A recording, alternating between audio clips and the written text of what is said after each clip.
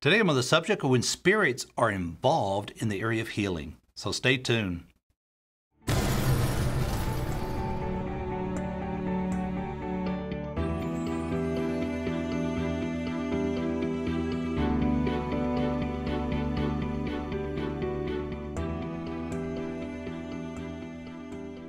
I'm talking about when healing isn't just you have a physical problem, but a spirit's involved. And let's look at the example in Luke chapter 13, starting in verse 10. It says, "Now he was teaching in one of the synagogues on the Sabbath," speaking to Jesus, "and behold, there was a woman who had a spirit of infirmity 18 years, and was bent over, and could in no way raise herself up." And verse 12 says, "But when Jesus saw her, he called her to him and said to her, 'Woman, you are loosed from your infirmity.'" Verse 13 says, "And he laid his hands on her, and immediately she was made straight and glorified God." Verse 14 says, "But the ruler of the synagogue answered with indignation, because Jesus had healed on the Sabbath. And he said to the crowd, 'There are sick days in which men ought to work. Therefore come and be healed on them, not on the Sabbath day.'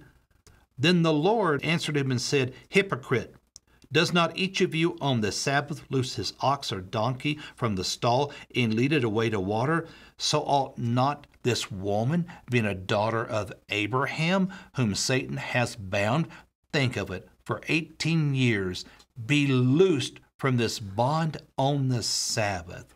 Verse 17 says, "And when he said these things, all of his adversaries were put to shame, and all the multitude rejoiced for all the glorious things that were done by him." Praise God. Look, one of the first things we see here is that Jesus was dealing with a spirit in this situation, and we can get some insights in this area of prayer in dealing with spirits from the perspective of the problem of this woman, because you see, there wasn't we're not talking about a demonic manifestation. In fact, I'm just going to tell you, there are a lot of physical problems that have nothing to do with the spirit. It's just a physical issue.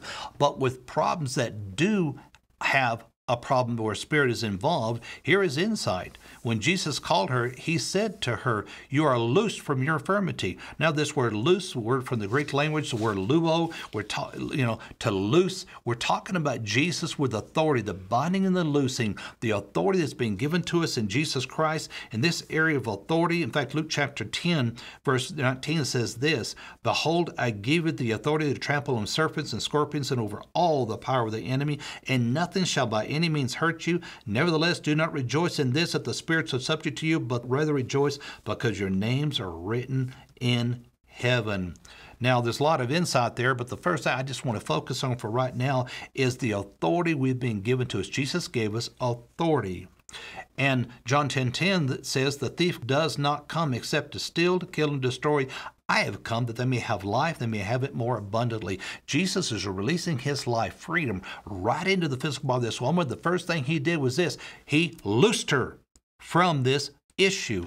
I'll tell you, with words release power. With authority, he took authority of that spirit. She was free, wham, just like that, because he loosed her from that infirmity. And the moment he did, the second thing we see is this in verse 13. He laid his hands on her. Now, we've got the laying on of hands that's releasing the life of Christ, the power of God, the virtue, his life, right into her physical body, because you see, that spirit had held her in bondage. The fact that she was loosed, we're talking about being loosed from a bondage, being loosed for something that had control over her, almost like you think of a chains or something where something's bound up to the point that there's no freedom. He loosed her to the point that she's free. But there was still the physical problem that was caused by the spirit that was involved in the situation. Now Jesus is put his hands on her after taking authority of the devil, and now is releasing the life of Christ right into her physical body. I'm telling you, Jesus is our example on how to get people set free from problems in this example, of course, with spirits. He's our example. If you want to learn how to be a minister, learn from the best, Jesus, I believe, of course, was the minister's minister. He was the very, very best. And you can learn and gain great wisdom and insight from studying his life from the perspective of how he ministered. And he loosed her, set her free. Then he put his hands on her because now the power of God's being released right in her body, and she was made straight. This is where you're releasing the life of Christ for physical manifestation results, to where now, the moment you put your hand on her, she's straightening up. Tell you, there's some situations where you take authority over the devil and you loose her from his power, and now it's just a matter of the body being healed. You're just releasing the life of Christ, and the power of God is just setting her free, to the point that she was bent over, but now she's straightening right up. Her spine, vertebrae, every area, muscles, joints, every area is coming right back into alignment, right back into place, functioning perfectly, straight and whole with perfect freedom. That is the goodness of God that has been given to us now through Jesus Christ.